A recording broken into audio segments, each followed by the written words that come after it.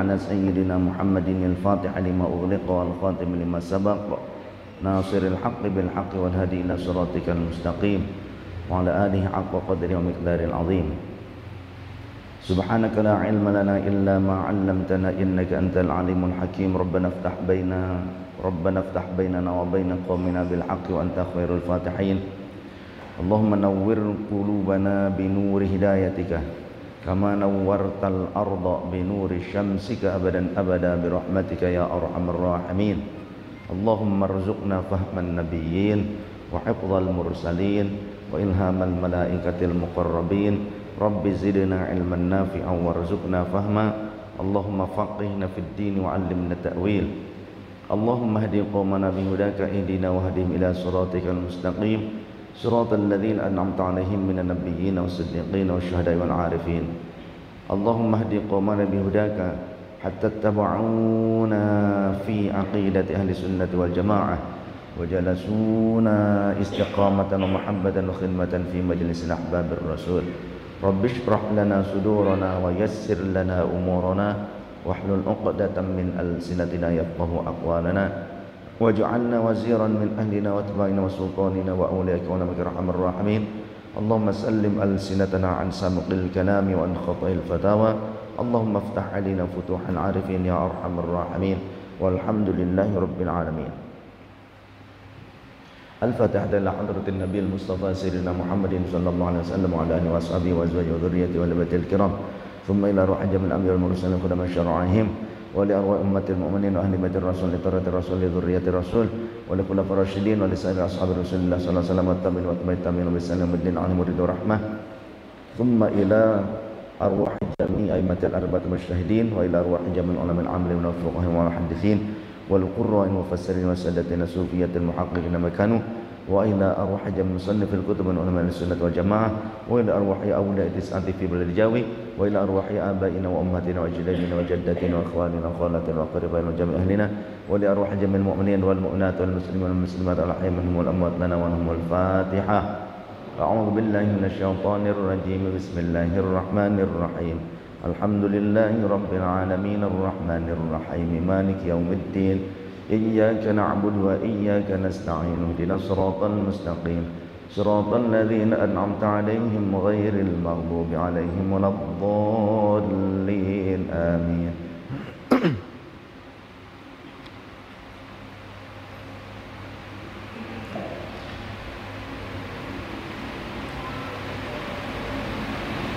Bismillahirrahmanirrahim.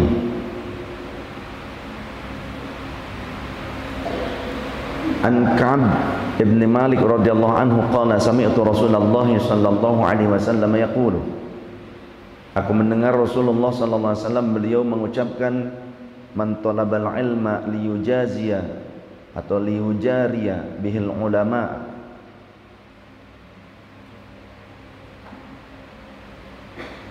liyujazia ya la'alla shab liyujazia. Nah, pentingnya sanad ilmu itu begini. Jadi kalau ada kitab kemudian salah cetak kita ngerti. Ya, pentingnya sanad ilmu. Jadi jangan asal kita ikut. Cetakan kita bisa saja salah. Kenapa? Kita rujuk kepada kitab-kitab yang lainnya, cetakan yang lainnya ternyata liyujazia. Ketika dicetak di sini, ini cetakan masih ada hubungan kerabat juga. Dari ini kumpulan hadis yang dikarang oleh salah seorang mudarris di pondok pesantren yang cukup besar di Purwakarta. Ini cetakannya yang salah. Saya yakin beliau juga paham ilmu hadis. Jadi liyujazia, nggak ada titiknya. Liyujaria dengan liyujazia, tulisannya kalau tanpa titik itu hampir sama, betul ya? Liyujazia dengan liyujaria hampir sama, sama dengan fakko balu dengan fakko tulu kalau tanpa titik itu sama. Artinya apa? Kalau kita merujuk kepada sejarah, penggunaan titik nuqtah itu tidak ada di zaman Nabi. Termasuk Al-Quran, mushaf Quran tuh catatan di zaman Nabi masih hidup nggak ada tuh titik. Al-Quran nggak ada titiknya, nggak ada harokatnya, fathah, kasroh, domah, syiddah. Di zaman Rasul nggak ada.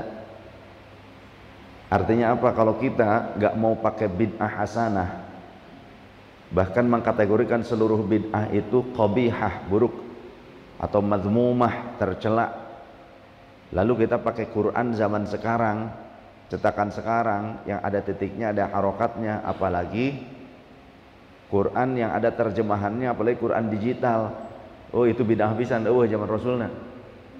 Ya, menuduh kepada orang lain pengamal bid'ah, tapi dirinya sendiri pelaku bid'ah. Punten mudah-mudahan Ramadannya puasa saya nggak berkurang. Orang begitu tuh punten goblok tuh. Ya. Jahlun kalau bahasa Arabnya jahil. Jahlun ya, jahilun itu berarti bodoh. Tapi kalau ya wong kita wong Jawa gitu, ilate ya goblok iku lah gitu ya, pekok gitu. Jare wong Malang ya pekok gitu. Ya beda-beda lah bahasa mah gitu ya. Mangga mau pakai jahil barangkali lebih halus gitu kan. Jadi kalau ketemu ente jahil, antum jahil gitu, lebih halus. Oh terima kasih gitu. Karena lebih halus merasanya. Enggak begitu. Jadi ini sedikit saya kutip hal itu karena apa? Sekarang nih banyak masyarakat muslim, kaum muslimin muslimat ini yang tadinya demen dengan hal yang sunnah, kemudian muncul orang-orang yang sekarang gemar membid'ahkan, yang di kampungnya senang mengamalkan hal yang sunnah jelas, sekarang ikut-ikutan membid'ahkan. Ketika sudah dijelaskan, kitabnya disodorkan, tetap karena doktrin itu lebih kuat. Doktrin itu lebih kuat. Ya. Bahkan di dalam Al-Quran, ketika Allah mengutus Nabi Muhammad menyampaikan kebenaran, banyak orang-orang yang mengingkari kebenaran tersebut. Bahkan kata Allah, andaikan kami utus malaikat kepada mereka untuk menyampaikan kebenaran dari kami, maka mereka pasti akan menolaknya. Jadi jangankan manusia gitu loh yang dijadikan utusan, malaikat sekalipun mereka akan menolak ketika doktrin itu sudah mengakar. Baik. Jadi dalam kehidupan nyata, orang yang suka menuduh kita ahli bid'ah pun mereka menggunakan bid'ah, yakni Al-Quran yang menggunakan harokat, Al-Quran yang menggunakan titik pembeda huruf. Itu tidak ada di zaman Rasul, tapi tidak merubah Qurannya. Itu cuma tanda baca, ya. Dan itu tidak ada di zaman Rasul. Tidak ada pula di zaman sahabat. Tidak ada di zaman sahabat. Yang membubuhkannya adalah tabi'in dan atba'ut tabi'in, generasi ketiga. Tabi'in berarti generasi kedua, dan juga atba'ut tabi'in generasi ketiga. Tuh. Saya nggak lanjutkan itu, karena kalau saya lanjutkan tentang sejarah itu, ini habis waktunya sampai jam berapa ini kira-kira, gitu kan? Kita sedang membaca kitab ini, karena kitab Sunan Ibnu Majah saya ada di majelis, jadi saya pakai yang ini dulu. Kata Rasul, man talabal ilma liyujaziya bihil ulama'a. Siapa yang mencari ilmu tujuannya untuk melewati atau melampaui atau lebih hebat dibandingkan para ulama lainnya, ingin lebih hebat gitu, tujuan mencari ilmunya ingin mengalahkan ulama yang lain, auliyumariya bihis sufaha'a, atau tujuannya ingin ngakalin, minterin orang-orang bodoh, orang-orang awam, atau menipu, ya, menipu orang-orang yang awam. Pokoknya orang awam mah nggak ngerti, asal saya sering pakai bahasa Arab, anak antum aja udah pasti mereka itu demen lah sama saya. Kalau kira-kira saya dikit-dikit pakai Arab gitu kan gitu, meskipun hidungnya pesek, tapi kalau ngomong rada Arab dikit gitunya, antum akhi ukhti, kalau gitu-gitu orang pasti wah yakin saya ini orang alim. Tujuan mencari ilmu gitu, nanti gampang saya kelabui mereka.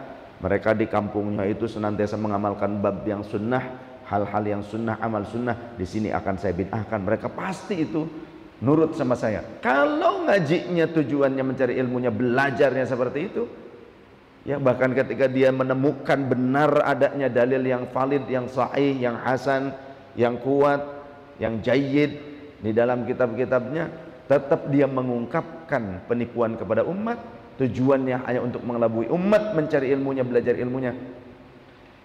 Au yasrifa bihi wujuhan nasi ilaihi, ataupun supaya membuat hati orang lain itu condong kepada dirinya, atau ingin mencari popularitas. Oh ya, karena kalau tidak saya jelaskan dengan bahasa begini nanti susah. Au yasrifa bihi wujuhan nasi, utawa gawe condonge bihi kelawan ikulah man wujuhan nasi ing piro-piro wajahe menungso. Kira-kira ngerti apa enggak? Ya. Yen panjenengan wong Jawa sekalipun, kalau saya ngomong gini, kalau enggak belajar ilmu gramatika Arab, kalau bukan orang pesantrenan, orang model, betul enggak? Lah panjenengan si wong Jawa biasa ngomong Jawa tadi, kalau saya artikan begitu, mudah ngapara. Maka menjadi orang yang alim itu tidak hanya cukup berlandaskan terjemahan tekstual. Memahami agama tidak bisa hanya sebatas tekstualis. Nah, gitu. Bagaimana kalau kita hanya sebatas tekstualis, kemudian kita menjadi pembicara di tengah-tengah masyarakat, menyampaikan bab ilmu di hadapan masyarakat, tapi hanya berlandaskan terjemahan tekstual. Ini yang menyebabkan orang-orang menjadi teroris sejak zaman dulu. Adanya Khawarij, adanya Mu'tazilah, ya. Adanya orang yang membunuh Sayyidina Umar, adanya orang yang membunuh Sayyidina Utsman, adanya orang yang membunuh Sayyidina Ali, adanya orang yang membunuh Sayyidina Hasan, adanya orang yang membunuh Sayyidina Husain.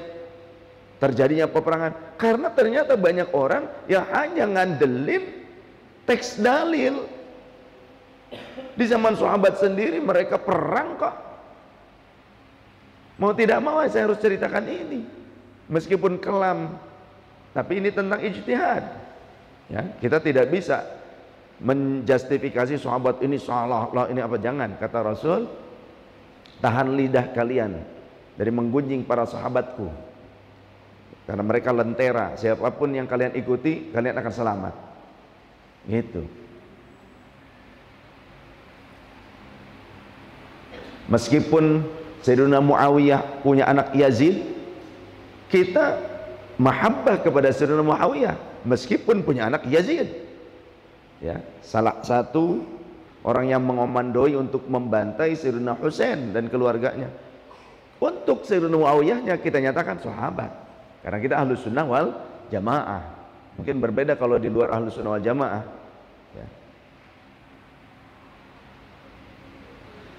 Orang yang mencari ilmu tujuannya supaya ingin melampaui para ulama yang lain, kemudian tujuannya untuk menipu orang-orang yang bodoh, orang-orang yang awam, atau ingin mencari popularitas supaya orang lain cenderung bisa hormat kepada dia. Tujuan ilmunya, mencari ilmunya seperti itu. Ini juga berlaku bukan hanya ngaji, ini berlaku juga untuk anda yang sekolah. Jadi sekolah ini tujuannya nyari ilmu apa nyari selembar kertas? Kalau di antara kita ada yang sekolah sampai strata pendidikan yang tinggi, tapi ketika sudah menjadi orang yang memiliki gelar yang tinggi, lantas kemudian kita merendahkan orang lain, menipu orang lain, atau merasa atau tujuannya ingin popularitas, sama saja masuk kategori ini. Apa ancamannya? Adkhalahullahu nara, maka Allah akan memasukkannya ke dalam neraka. Jangan dipikir ini berlaku hanya tukang ngaji saja. Kalau orang ngaji tujuannya harus tulus. Kalau enggak ngaji, kalau sekolah tujuannya enggak tulus, enggak apa-apa. Jangan begitu. Dan tipis perbedaannya antara tulus dengan modus, ya. Tulus dengan modus itu tipis perbedaannya. Juga termasuk tulus dengan leles, itu bedanya tipis doang. Ini yang ngaji antara yang tulus dengan yang leles itu bedanya tipis. Hadis ini diriwayatkan oleh Imam At-Tirmidzi. Kemudian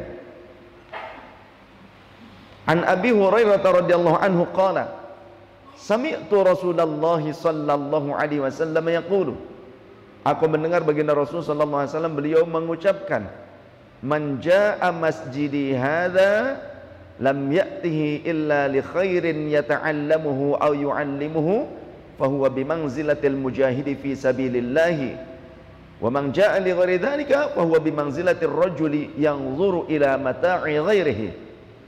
Kata Rasul, siapa yang datang ke masjidku ini, memang secara khitab kalimatnya disampaikan kepada sahabat, kalangan sahabat, dan ditujukan ke masjidnya Rasul, tapi mafhumnya adalah seluruh umat Rasul dan untuk seluruh masjid kaum muslimin dimanapun berada.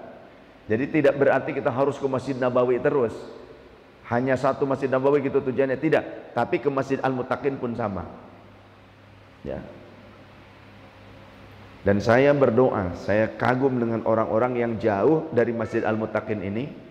Ada yang dari Lamaran, ada yang dari Majalaya, ada yang dari Cikarang, ya.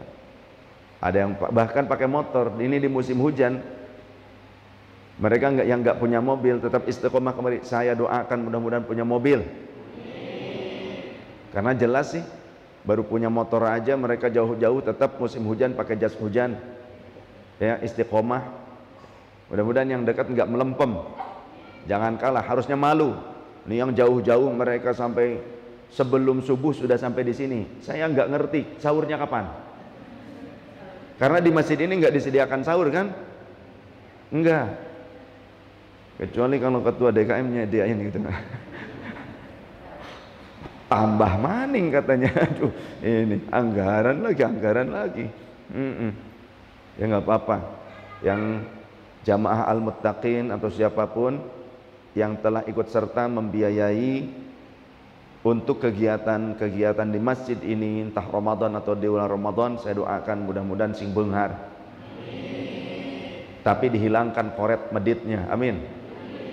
Beunghar tapi dermawan dan solehah, amin. Ini juga Pak Abu lagi ini ya, sakit. Kenapa itu?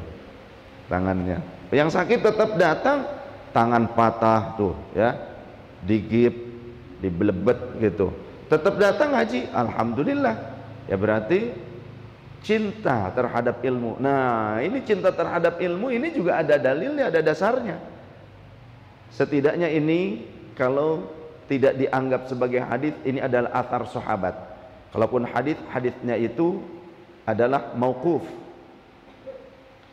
Ada keterangan kun aliman. Jadilah engkau sebagai orang yang alim, mengerti banyak ilmu. Kalau tidak mampu sampai pada derajat itu, au muta'alliman. Jadilah engkau sebagai orang yang belajar kepada muallim. Muta'allim itu artinya orang yang belajar kepada muallim. Murid yang datang talaqi kepada guru, ya, kepada mudarris, muallim. Kalau kita tidak bisa juga, seperti sahabat-sahabat ahbab Rasul yang sampai menangis, yang di luar wilayah Karawang, yang masuk ke saya melalui kontak personnya ahbab Rasul Indonesia. Ada yang di Sumatera Selatan, Sumatera Utara, ada yang di Depok. Dulu kadang yang di Depok suka ngejar kalau seminggu 2 kali, sepekan 2 kali, dosen ya, dosen di sebuah universitas biasanya suka ngaji 2 kali sepekan, datang nyetir sendiri, beres dia ngajar, dia berangkat gitu. Nanti pulang larut malam. Itu dari Depok ada. Pak Ibnu namanya, dosen ya. Nah, ada juga rektor yang ngaji juga ada. dekan yang ngaji, ada dekan Universitas di UIN Jakarta juga ada. Nah mereka kadang sampai luar biasa nyetir sendiri datang.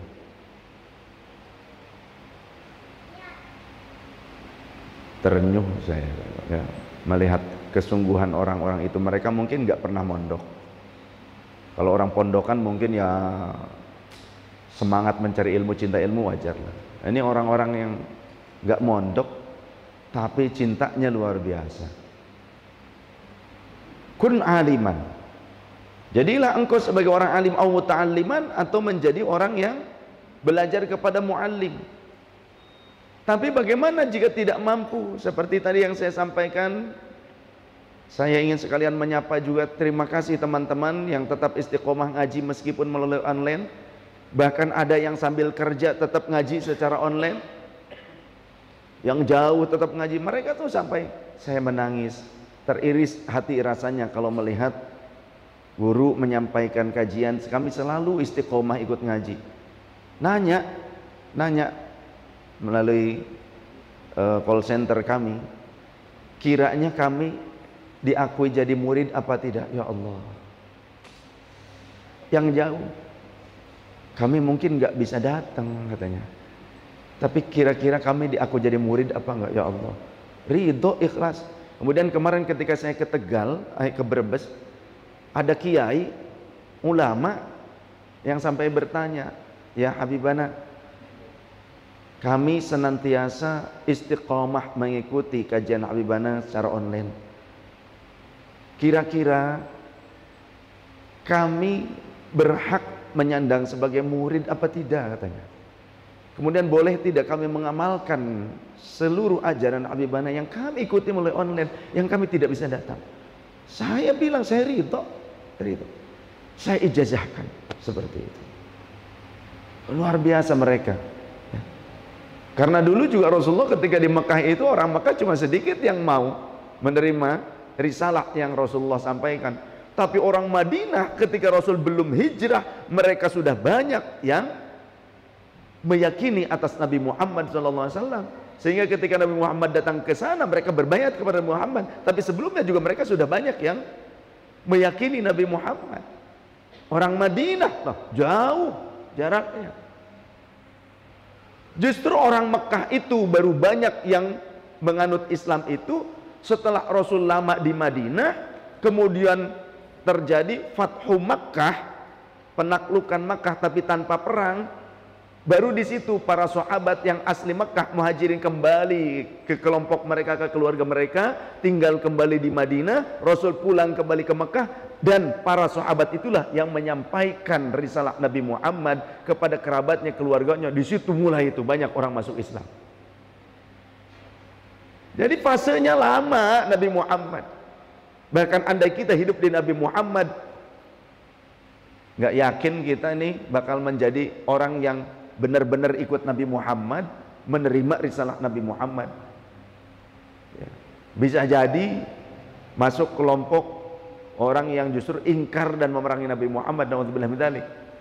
Kita sekarang cinta Nabi Muhammad, mengakui Nabi Muhammad, ya karena banyak risalah yang sudah sampai kepada kita, hikayat-hikayat, riwayat-riwayat dijelaskan oleh orang-orang alim, ya kan? Kemudian kita juga lahir di keluarga yang muslim, oleh keluarga kita dididik sejak kecil.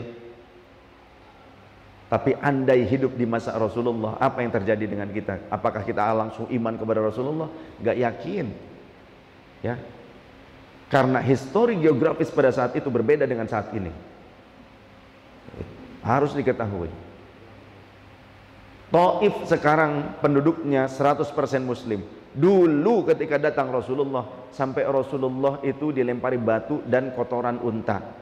Bahkan ada di antara mereka yang mau meruntuhkan bebatuan dari puncak bukit, di mana Rasulullah sedang bersandar di bawah bukit, di bawah gunung. Gunungnya itu gunung batu. Ada orang-orang kafir yang ada di Taif, mereka mau mendongkel batu bebatuan yang menonjol di atas gunung itu supaya menimpa Nabi Muhammad, karena Nabi Muhammad sedang bersandar dan kemudian bersandar dengan sikunya. Makanya dulu oleh Sayyidina Umar bin Abdul Aziz dibuatkan masjid namanya Masjid Qof. Masjid Quba itu artinya ya siku, tempat Rasulullah SAW diam di situ, ya. Tapi Allah memerintahkan malaikat penjaga gunung untuk menawarkan kepada Nabi Muhammad untuk menimpakan dua gunung itu kepada kafir-kafir Taif tersebut, orang-orang Taif tersebut. Ditahan oleh malaikat penjaga, dan batunya yang nonjol, yang bukan nonjol ya apa? Ada di lereng gunung, batunya itu sekarang masih tetap berada di lereng gunung, nggak ngagulutuk. Ngagulutuk apa bahasa Indonesia? Oh, menggelinding begitu ya, menggulutuk tuh. Kenapa? Oleh malaikat ditahan sampai sekarang batu itu nggak jatuh, sama seperti batu yang ada di gunung di Purwakarta tuh, Paleren ya kan? Ada gunung, ada batu di atas, gede banget ternyata. Kalau Pak Musa daerahnya tuh, Pak Haji Musa daerahnya tuh, itu katanya gunung batu itu kalau kelihatan dari bawah sih mungkin kecil, tapi ketika ke atas itu segede rumah itu gunung. Sampai sekarang alhamdulillah masih ada di atas. Itu kalau menggulutuk ke bawah itu menggelinding, waduh hancur itu kampung. Nah di Taif yang kemarin umroh saya ajak ke sana ya, Rasul itu sampai bukan mengeluh, Rasul itu mengadu kepada Allah. Jadi Nabi Muhammad pun punya perasaan sama manusia, bukan cuma rocker yang manusia. Kan rocker juga manusia, Nabi juga manusia. Awsaful basyariyah, sifat-sifat kemanusiaannya ada. Ada kalanya lelah, ada kalanya lelah hati juga Rasul, tapi karena lillah, lelah itu terbayarkan. Menangis Rasul, ya Allah, aku mengadukan kepada siapa lagi kalau bukan kepada Engkau ku adukan tentang kelemahanku dan tentang kehinaanku di hadapan mata mereka. Aku ini Rasul Engkau, utusan Engkau, tapi kau gini-gini amat sih Allah mereka itu kepadaku. Rasul itu sampai begitu loh, Nabi Muhammad itu sampai begitu. Aku ini utusan Engkau, kok sedemikian mereka menghinakan aku, memperlakukan aku seperti ini ya Allah. Allah memerintahkan kepada ya Al-Jabalaini, malaikat yang menggenggam dua gunung tersebut, untuk memerintahkan mengikuti perintah Nabi Muhammad, tidak mengikuti perintah siapapun, pokoknya ikuti perintah Nabi Muhammad, apa yang diinginkan Nabi Muhammad lakukan. Tapi ketika ditawarkan, juru bicaranya Malak Jibril, tetap Malak Jibril yang juru bicaranya. Ya Rasulullah, ini ada malaikat yang lagi megang dua gunung, dia diperintahkan oleh Allah sebagai jawaban dari doamu, dan tidak diperbolehkan, tidak diperkenankan mengikuti perintah siapapun termasuk aku, hanya diperintahkan oleh Allah untuk memenuhi keinginan engkau. Apa yang kau perintahkan dia siap untuk mengeksekusi. Tuh, andai engkau mau, dia siap akan mencabut, mengangkat dua gunung ini dan akan dilemparkan, ditimpakan kepada orang-orang Taif. Maka jawaban Nabi Muhammad tadi, Rasul mengadu, tapi ketika mendengar kengerian itu, Rasulullah jawabannya bagaimana? Ya Rabb, ya Allah. Kemudian berkata kepada Jibril, ya Jibril, bukan itu yang kuinginkan. Aku masih berharap bahwa akan ada muncul dari sulbi mereka, lahir anak-anak dan turunan mereka yang akan menyembah Allah dan tidak menyekutukan Allah Subhanahu wa taala. Itu Nabi Muhammad SAW. Disakiti tetap saja berupaya menahan diri. Rasul apakah tidak merasa sakit? Ya, Rasul apakah tidak merasa sakit hati juga? Tubuhnya tidak merasa sakit karena Nabi, karena Rasul. Emang nama mayit gitu? Sakit Rasul tubuhnya, kakinya berdarah. Jadi jangan nyari guru yang kira-kira nggak akan bisa berdarah, tidak mempan tidak ora tedas ya, dibedil apa. Bukan gitu, nyari guru yang bisa terbang gitu, nyari guru yang seperti malaikat mual kapanggih, ya nggak akan ketemu. Nyari guru yang nggak punya kelemahan mual kapanggih, tidak akan ketemu. Lah Nabi Muhammad juga ada punya sifat lupa, ada, karena sifat manusia. Nabi Muhammad tidak bisa membaca, tidak bisa menulis, bahkan ummi sifatnya. tapi beliau Rasul. Kemudian Nabi Musa, waktu malam saya jelaskan Nabi Musa mencapai ulul azmi, tapi tidak sefasih Nabi Harun yang tidak mencapai ulul azmi. Bahkan diangkat jadi Rasulnya saja proposal Nabi Musa itu, Nabi Harun. Nabi Musa rada cadel, tapi masuk kategori ulul azmi. Berapa banyak ulul azmi? Siapa saja?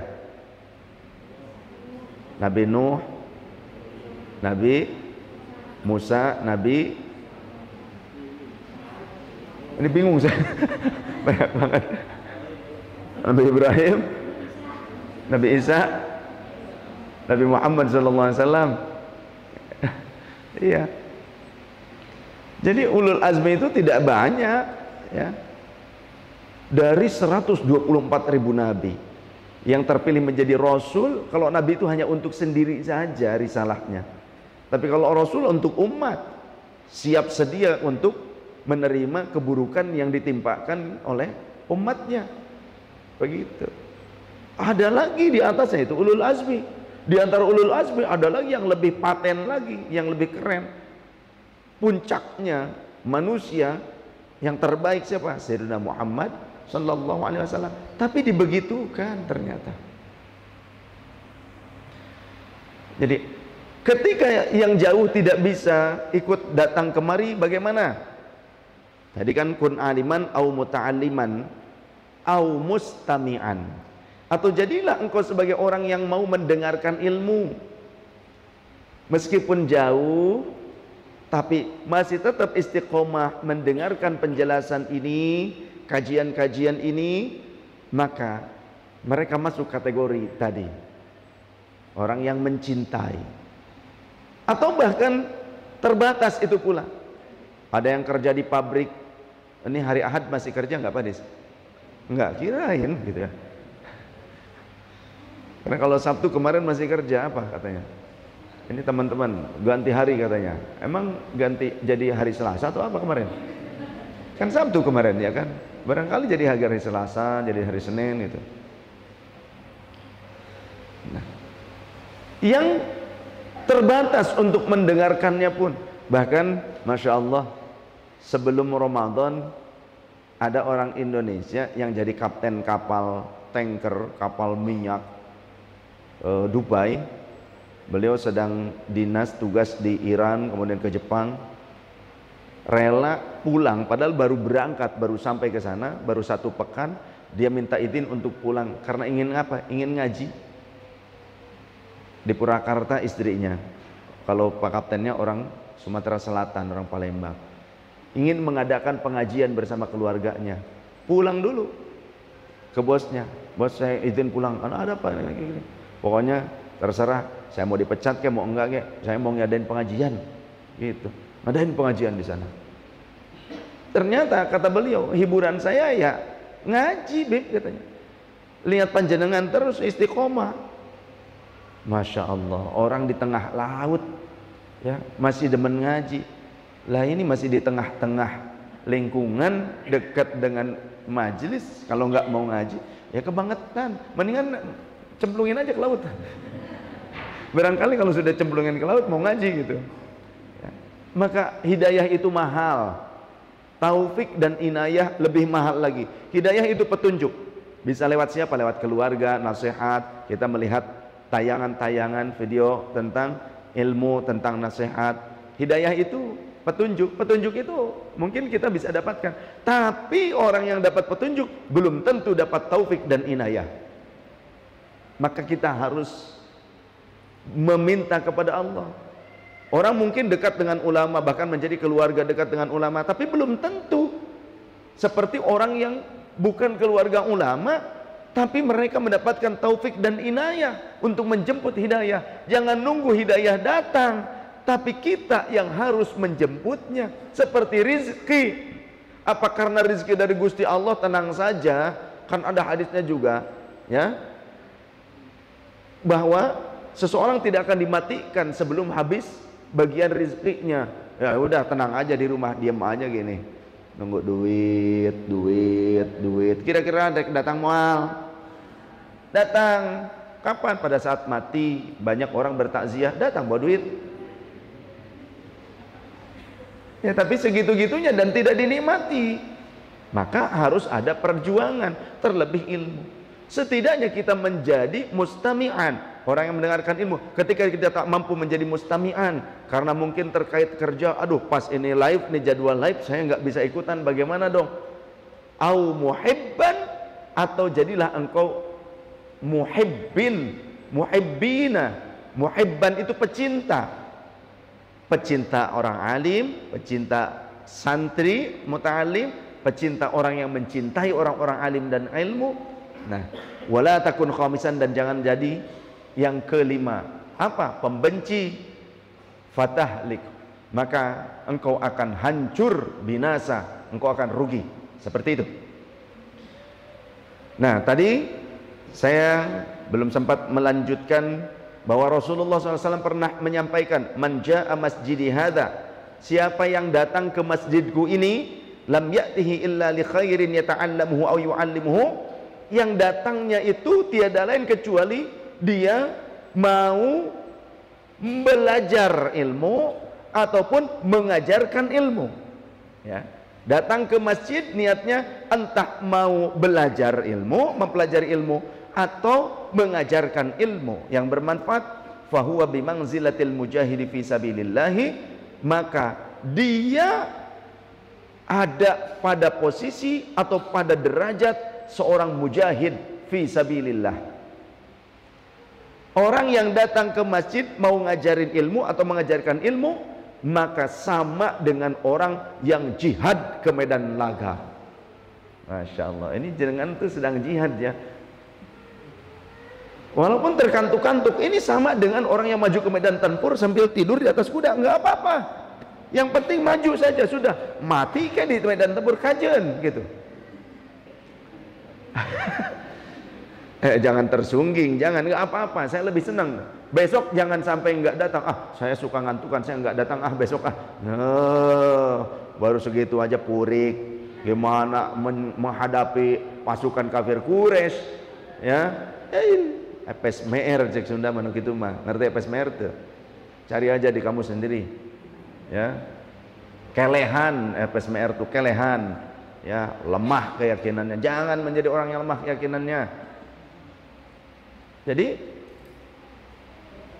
kita ini insya Allah mudah-mudahan dengan ketulusan, yang penting ikhlas bener, kita masuk ke dalam kategori orang yang sedang jihad fi sabilillah.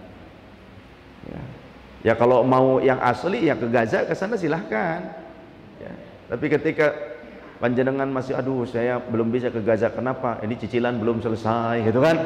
Karena katanya kan meskipun orang yang mati jihad, tapi kalau ternyata dalam kondisi menggantung atau dalam kondisi masih punya utang kepada sesama, maka jihadnya ini, pahala jihadnya itu ditangguhkan. Nah, mudah-mudahan ini yang hadir semuanya, apalagi yang istiqomah, mudah-mudahan hutangnya dilunaskan. Amin. Ya Allah, ternyata banyak banget yang punya utang ini, gimana? Aminnya kenceng banget soalnya itu, dan banyak lagi. Ya nggak apa-apa, mudah-mudahan Ramadan lisannya orang yang sedang saum hatta yuftira, sampai berbuka itu mustajab. Kemudian doa ketika menjelang buka puasa itu juga mustajab. Ya marek buka puasa malah main game, rek buka puasa malah nonton film sinetron, rek buka puasa marah kukurilingan kemana-mana. Ngadua rek buka puasa, ya mau buka puasa itu berdoa. Kira-kira kalau ibu-ibu yang mau nyiapin makanan itu juga bagus. Ibu-ibu yang suka masak ibu-ibu apa laki-laki biasanya? Ibu-ibu kan biasanya, perempuan lah ya, yang menyediakan, yang memasakkan berbuka untuk berbuka keluarganya. Orang yang menyediakan makanan berbuka untuk orang yang berpuasa, maka dia mendapatkan pahala sebanyak orang yang berbuka dengan makanan dia dari kalangan orang-orang yang berpuasa tersebut. Tuh, dapat pahala. Jangan dipikir ibu kalau masak matak tong sok ngarasula, tapi kalau ibu ngarasula leungit teh pahala. Ngerti ngarasula bahasa Indonesia apa? gitu apa? Ngedumel. Ya, ngedumel. Oh iya, ngedumel. Nah, itu tuh pahalanya kebakar sedikit demi sedikit ya gitu kan, sedikit demi sedikit. Lep hilang, tinggal capeknya aja. Nah, makanya ibu ketika menyediakan makanan berbuka untuk keluarga, jangan ngedumel. Bagaimana caranya supaya hilang rasa kesal, rasa capek itu? Dulu Sayyidah Fatimah radhiyallahu anha pernah dikunjungi oleh Rasulullah. Ternyata Sayyidina Ali sedang keluar. Datang Rasulullah mengunjungi putrinya.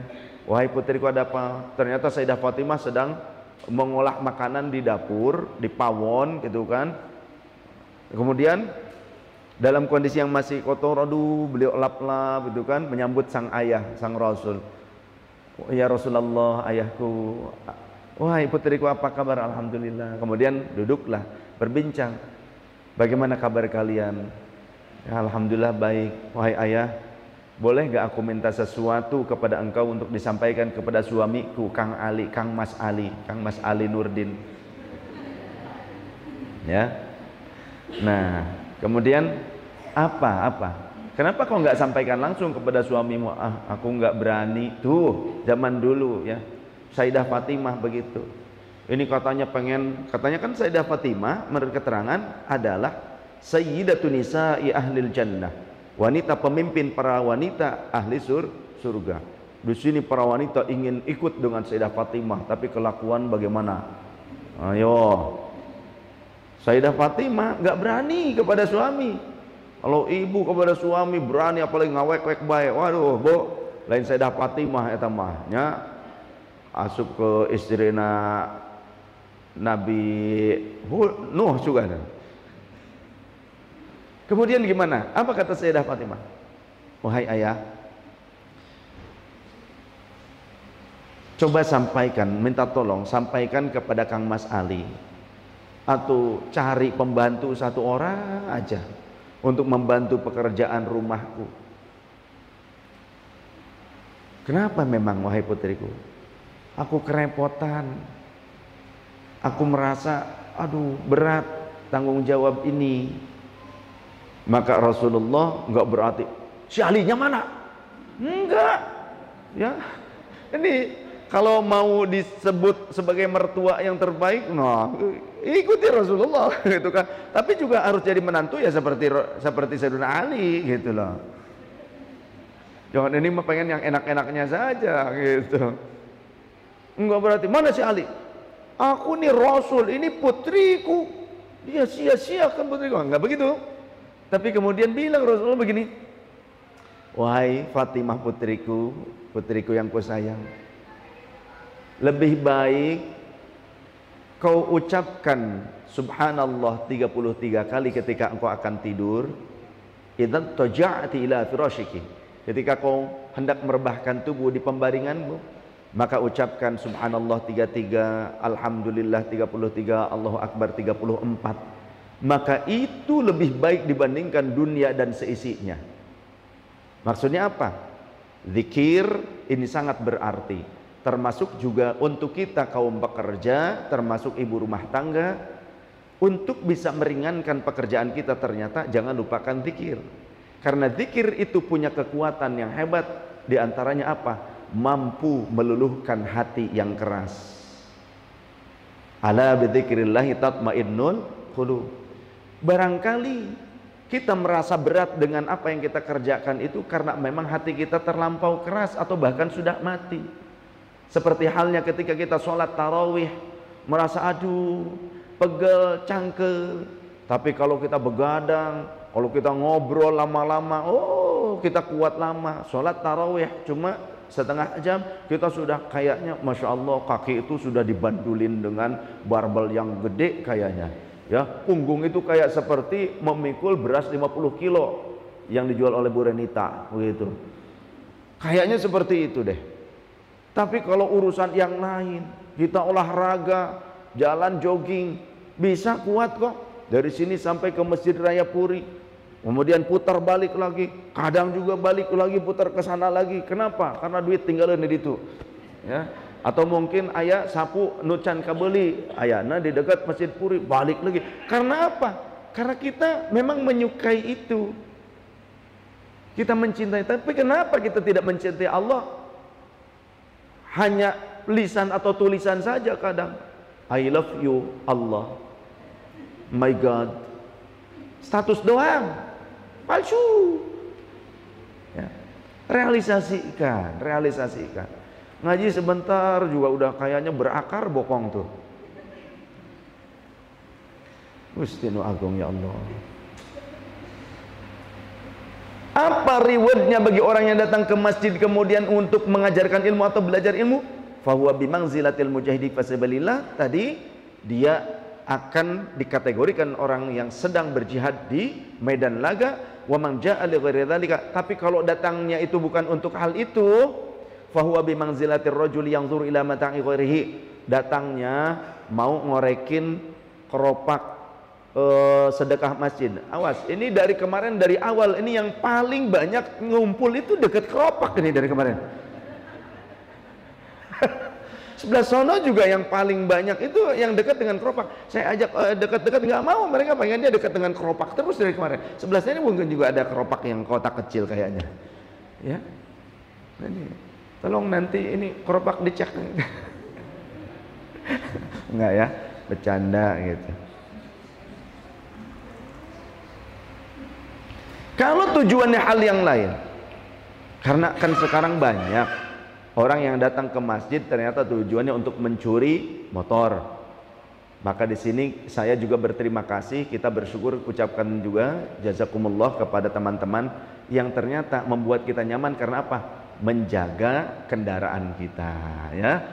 Bisa jadi justru pahala mereka lebih besar dibandingkan kita. Kenapa? Tulus mereka. Di luar kadang pas hujan mereka sampai kehujanan di luar untuk menjaga kendaraan kita. Justru mereka itu lebih tulus dibandingkan kita, bisa jadi pahalanya lebih besar. Tapi jangan berarti besok-besok nggak ada yang duduk di masjid, semuanya di luar di tempat parkiran kabeh.